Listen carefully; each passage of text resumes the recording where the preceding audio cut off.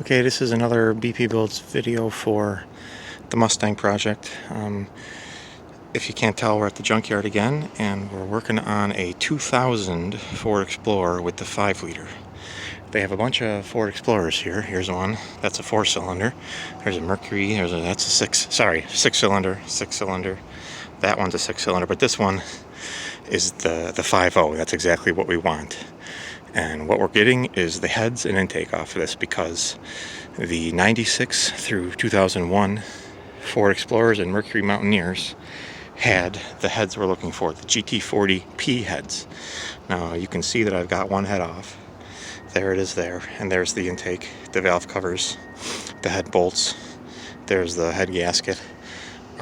So I want to just kind of go over quickly what is involved in this, because where I'm at, a cylinder head only costs $35.99 each, and an intake manifold, they're selling them for, I think, $25.99, something like that. So for a little over $100, I'm going to get, well, my car's got the trick flow intake on it, but I'm kind of all over the place here. Sorry, I've been working for hours on this, but I finally got it to a point where I feel comfortable making a video. So the Ford Mustangs came with the E7TE heads, and those have smaller valves, smaller intake ports, and a bigger combustion chamber, which results in fairly low compression ratio and fairly low performance. That's one of the major factors as to why the 5.0s are only making 225 horse or 215 horse, or where they're rated at. So by taking a Ford Explorer head, the GT40P head, you actually get bigger ports, smaller combustion chamber, and that way you get more flow and a higher compression ratio, and you build more power. And the way to identify a GT40P head without taking it off the car is with these 4 bars. Maybe I'll try and show you. Well, the light's already on, but if you look down in here, you see 1, 2, 3. There's 4 bars there. I've got the power steering bracket undone here, but I'll show you on the head I took off.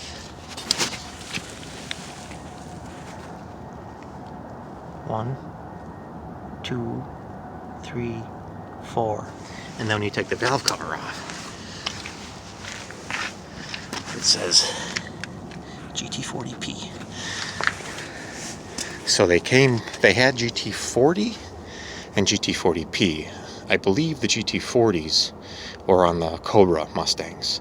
So the GT40Ps are actually a slight improvement to that. And believe it or not, they're on just you can find these at the Junkyard, and they're still out there. So they're not going to have a Ford Mustang Cobra at a Junkyard, and if they do, it's going to be torn apart already. But I was lucky enough to get here, and no one had touched the engine, so I was lucky enough to get these parts. So I still have to get this head off. The only thing that's stopping me is this bolt on the exhaust manifold. You can see it right here, right there. You see my finger? That bolt is so corroded, and the head is pretty much gone. But I got all the head bolts out except for, they're all loose. There's 5 on the inside, 5 on the outside, and that one I could probably get it out. And this one down in there, where is it? You can see it right there, right here. This one. So that one's loose as well. Let me stop the video here, and we'll kind of go over what's necessary to do this. Alright, I've got both heads off. So let's resume the discussion. What the problem was this bolt. I left the manifold on. You can see this head bolt I couldn't get out. So what I did was I loosened it, and it kind of went to about here, where I couldn't get the socket on anymore. And then I was able to, I had all the other bolts out. Actually, no, this one was still in there, so I did the same thing. I had them both loose as I could get it with the socket on, and then I had all the other bolts out. So there's 10 bolts, 5 on the outboard, 5 underneath the valve cover, and then I took an old exhaust pipe from somewhere in the yard here, I forget where I put it, and I just pried the head up and then I lifted the head up with my hand so that the bolt was, you know, it was like this, but then when you lift the head up, it went down again, so I was able to screw it off the rest of the way. Then I had to fight the downpipe. Luckily, at all these junkyards, they cut the cats off with the Sawzall when these cars get here, and that really saved my ass because I was able to maneuver the head laying across the top of the engine and then get these two bolts out. Pretty much. I mean, that's eventually what it ended up doing, but it was a lot of going back and forth. I ripped the fender flares out and I was able to get at it through here. You can see the cylinders there, but I was able to kind of get in there and do some work as well. So we've got both GT40P heads, the Explorer intake, which is the same as the Cobra, and that's all I really want out of this truck. But anyway, so let's kind of go over what I did. The tools I had, this is probably the best socket set I've ever owned. Toolkit from Harbor Freight, it's $100. I use this for everything. And then I had a hammer, just a ball peen hammer, a pair of channel locks. This thing, I highly recommend you. This is a magnet, extendable magnet. This thing is very handy. And then there's some screwdrivers in there. The battery I'm going to use for power seats. Power seats, don't worry about that. Just a flathead screwdriver. But that's really all I used. So I opened the hood. First thing I did was take the alternator out. The alternator, I put it right here. This isn't even part of the car, don't worry about that. This was mounted to this alternator bracket. There's the other exhaust manifold, we'll get to that later. But this was mounted kind of down in here like that. So take the I didn't even bother with the belt tensioner. I just unbolted the alternator. There's two bolts and then a third one. And once you loosen the alternator, the belt will come off. Get the alternator out of there. And then there's 3 bolts that go directly into the head. They look like this. And that'll get that whole bracket I showed you with the idler, the tensioner, and the alternator bracket out of the way. Then what I did was I started working on the intake. So I took the airbox hose out. This thing. You take that off the throttle body, and there's this bracket that goes over the throttle linkages. It goes here on the intake. Take that out of there. I undid a bunch of connections. There's a cover. This is a little torque spit. So you take those 2 screws out, and there's 2 long 13s. There's a 13 here, there's a 13 here, there's a 13 here, and there's a 13 here. So there's 1, 2, 3, 4, 5, 6 that hold the upper intake off. You undo your throttle cables. The EGR hose, luckily on my engine, was cracked, so that kind of helped. You undo some vacuum lines, and you take the upper intake off. Then you'll be able to get the lower intake off. Oh, I also did after I did the alternator, I did the radiator hose just to get that out of my way. Then you take the lower intake off. The fuel line I just cut with a pair of snips in the kit there. So then you had your intake off. I'm of course giving you the Cliff Note version. Then what did I do? Then I started working on this power steering bracket. I left it in the car because it's attached to a bunch of stuff. Probably the rack and pinion assembly. But same thing, there's 3 bolts. You can get at them. They kind of go in this area. Long ones like this, 3 of them. So remember that when you're working on the engine itself, the block, that's American threads, standard. So I think there's a combination of English and metric on these cars. So once I did that, then I was able to get the wiring harnesses off the injectors. You unplug all the, here's pretty much the main engine harness. I was able to, like this one's for the mass airflow sensor, and so you just unhook all that stuff. Your battery, this is the main battery line. So just kind of get everything out of your way. And then I was able to get the valve covers off. Those are 7/16. Some of them have a stud like this, but some of them just look like this. So you have two different types of 7/16 valve cover bolts. Get the valve covers off. Then I was able to luckily get this exhaust manifold off. Those were 9/16 bolts, and I was able to get them from a combination of here and also from the side. So here's the manifold, and you can tell that, see how they cut the cats off? So this is luckily was what I was able to get off. And the bolts for it are right here. And you can see that you can get nice access from the side. And once I got that off, I tried doing the same thing on the other side, but I already showed you that bolt, that the head was corroded to nothing, so I had to fight with that. So this head came off pretty easily, but once you get the valve covers off, then you gotta take a 13 mil or 1/2 inch and undo one rocker arm at a time, pull the push rod out, and then I just screwed the rocker arm back on by hand, finger tight.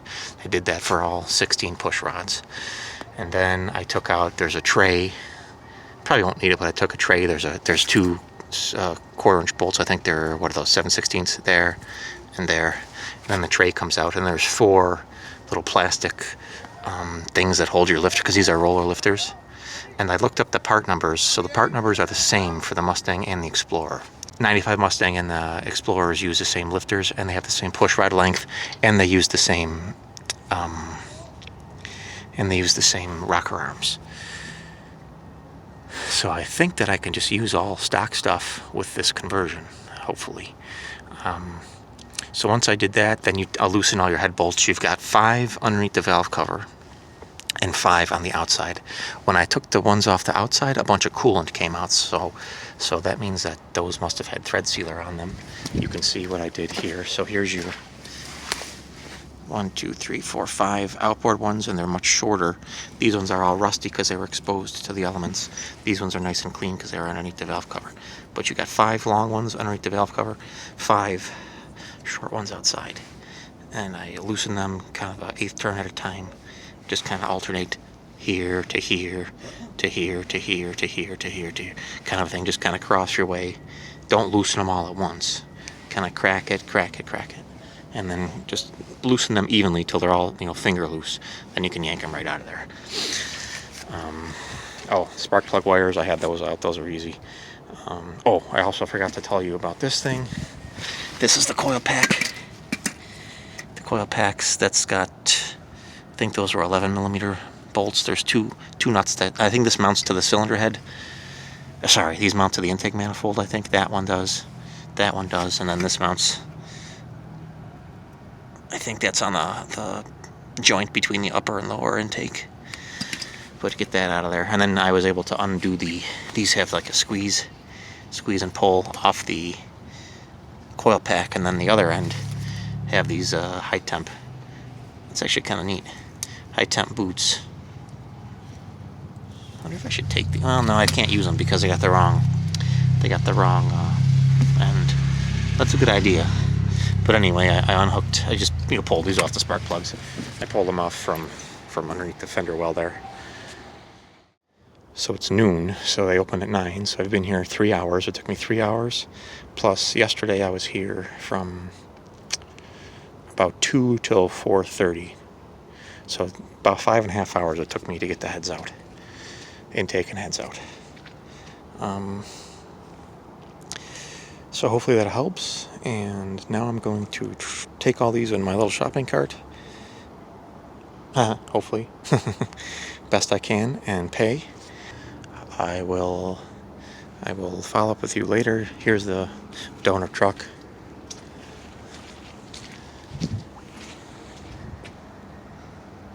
...2000 Explorer. So, and then there's kind of the carnage pile of stuff I took off. And somebody was kind enough to leave me the carpeting. I don't know, somebody was doing something on this truck. I think they were maybe taking the seats out of it or something. Or maybe they were I think this is the...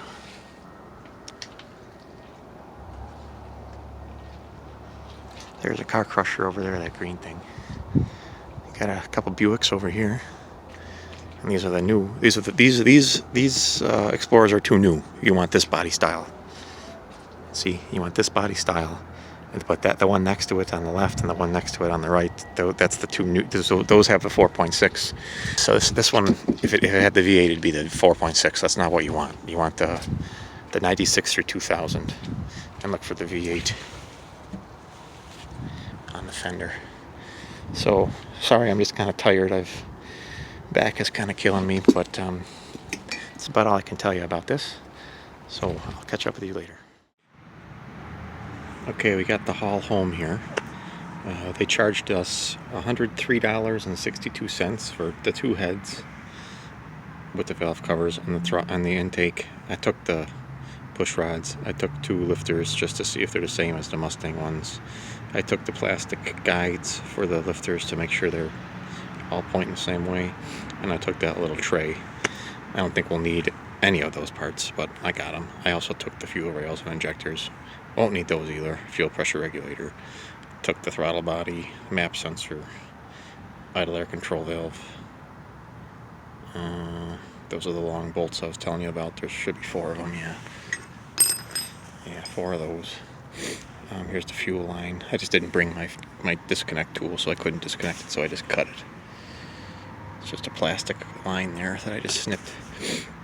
So I just degreased all of them and power washed them off with my little pressure washer. So now I'm going to work on getting this bolt out. And I can't even see where the bolt stops and the manifold starts. It's all corroded in there. Actually, I was thinking that that one was broken off, but it looks like this was the one that when I was still on the truck, it looked like it was broken, but now that I pressure washed it all out, it looks like, I don't know, it's gone. It's like that one vibrated loose or something, so I guess we'll inspect it further. But you can kind of see what I was talking about. This loops up. I think that's to clear the steering shaft, you know, but just makes getting the heads off hard, but you can see that I did it, at least on this side. So cleaned up all right. Maybe that one I'm not going to use. I'm not going to use the intake, but I'll just keep it for later. Maybe I'll use it for a future project. Same thing with the valve covers. I don't think I'll need those, but whatever, I got them. They're still in good shape. Maybe I could clean them up and repaint them or something. So that's all really. So here's those 4 bars I was telling you about. Now that it's a little bit, they're on both sides, but see, you can see them. There's a long one, and they kind of get shorter. So 1, 2, 3, 4, and then where's the GT40? Right there, you can see it down in there. GT40P, that's what that says. Just got water on it. And there's the other one there, GT40P. So not bad for $103, and should be some performance improvement over the stock heads. And the nice thing about these heads is they don't have those smog ports on the back. See, it's just the one bolt, and there's no smog port, so that's another way to tell. Versus the E7 versus the GT40P. Okay, I got the head down in the basement, and I've tried every trick in the book, and I just can't seem to get that bolt out. So what I'm going to do is weld this bolt to it. And I've just got my magnet here, just kind of holding it vertical. And I'm going to get in there with the TIG torch and just weld as much as I can and get nice good penetration and see what we can do. So that's my next plan. If that doesn't work, then I'm going to grind the head off.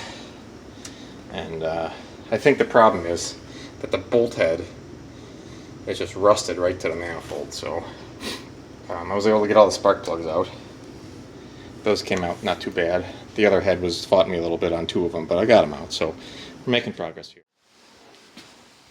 So I welded this bolt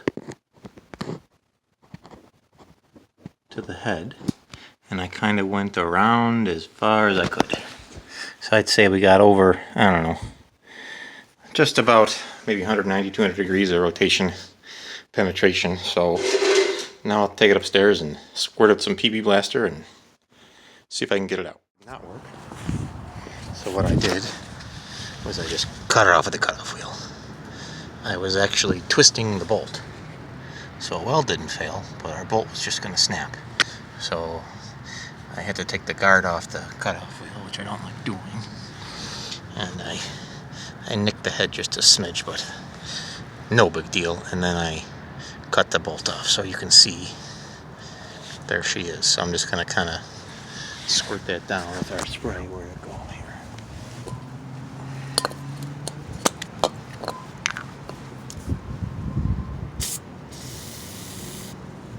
Let that work itself in there. Then I also was able to kind of wiggle it. So hang on. Got it. So now we just gotta turn that stud out.